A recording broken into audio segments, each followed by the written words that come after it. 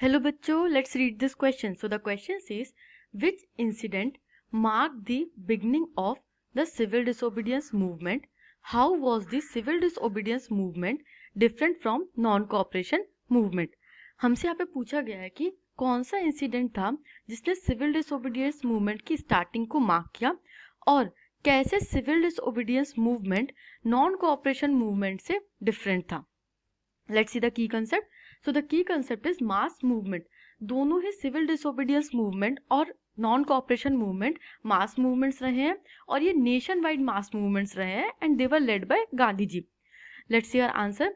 On 6th April 1930, Gandhi ji reached Dandi, a seacoast village in Gujarat, and violated the salt law by manufacturing salt from seawater.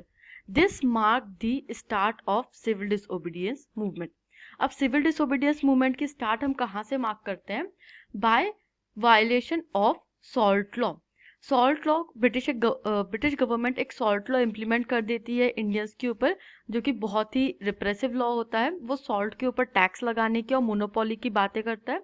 तो इस law का violation करते हैं गांधी जी और ये जो वायलेशन होता है वो ही सिविल डिसओबीडियंस मूवमेंट की स्टार्ट कहा जाता है. We can remember the date 6 April 1930. अब डिफरेंसेस देख लेते हैं between the civil disobedience movement and the non cooperation movement. तो सबसे बेसिक डिफरेंस है difference of the year.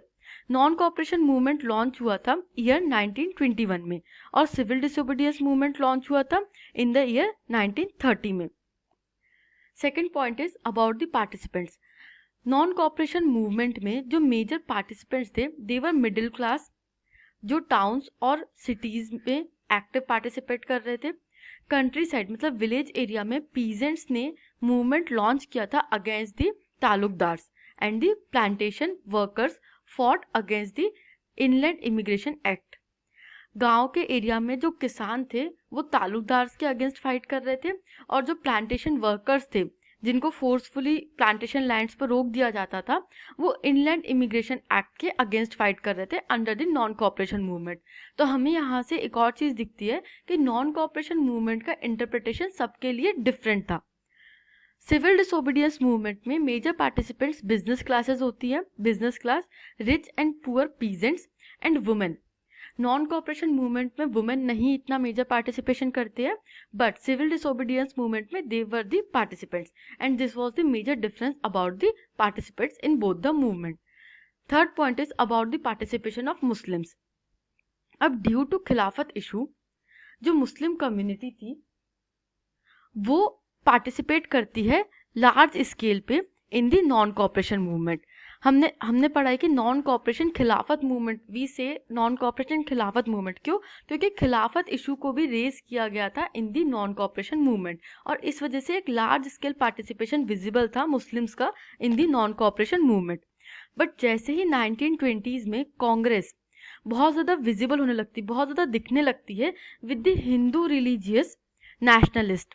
Hindu religious nationalist जो ग्रुप्स होते हैं उनके साथ कांग्रेस का एसोसिएशन होने लगता है और इसलिए मुस्लिम्स का जो पार्टिसिपेशन होता है वो कम हो जाता है and they were not active in civil disobedience movement. Let's see the third major difference. It was the course of movement, मतलब मूवमेंट कैसे प्रोसीड करता है. तो नॉन कोऑपरेशन मूवमेंट स्टार्ट होता है with the boycott of government schools and colleges by students and teachers. Students और teachers boycott करते हैं गवर्नमेंट स्कूल्स और कॉलेजेस को और इस तरीके से नॉन कोऑपरेशन मूवमेंट स्टार्ट होता है. और lawyers gave up their legal practices, foreign goods were boycotted. Non cooperation movement में एक इनकॉपरेशन शो किया जाता है टूवर्ड्स द ब्रिटिशर्स कि अब हम आपके साथ कॉपरेट नहीं करेंगे और जो भी ब्रिटिश इंस्टीट्यूशंस थे, जो भी गवर्नमेंट इंस्टीट्यूशंस थे, लीगल प्रैक्टिसेस थी, फॉरेन गुड्स थे जिससे भी ब्रिटिशर्स को सपोर्ट मिलता था, उन सब चीज़ों को बॉयकॉट कर दिया जाता है. अब सिविल डिसोबीडियंस मूवमेंट में क्या होता है, ओपनली डिसओबे कर दिया जाता है ब्रिटिशर्स के लॉज को. जो भी इंपीरियल लॉज होते हैं उनको ओपनली डिसओबे कर दिया जाता है. तो Gandhi ji ceremonially violated salt law to mark the start of civil disobedience movement. Salt law was broken in different parts of the country. peasants refused to pay revenue and taxes and forest laws were broken. यहाँ पे civil disobedience movement में openly सारे laws को तोड़ा जा रहा था।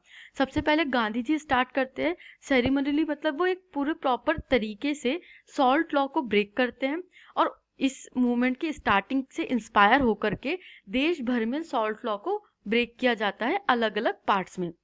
जो पीजेंट्स होते हैं वो रेवेन्यू पे करने से, टैक्सेस पे करने से मना कर देते हैं। जो प्लांटेशन वर्कर्स या ट्राइबल्स होते हैं वो फॉरेस्ट लॉज को ब्रेक करते हैं और इस तरीके से सिविल डिसोबीडियंस मूवमेंट प्रोसीड करता है।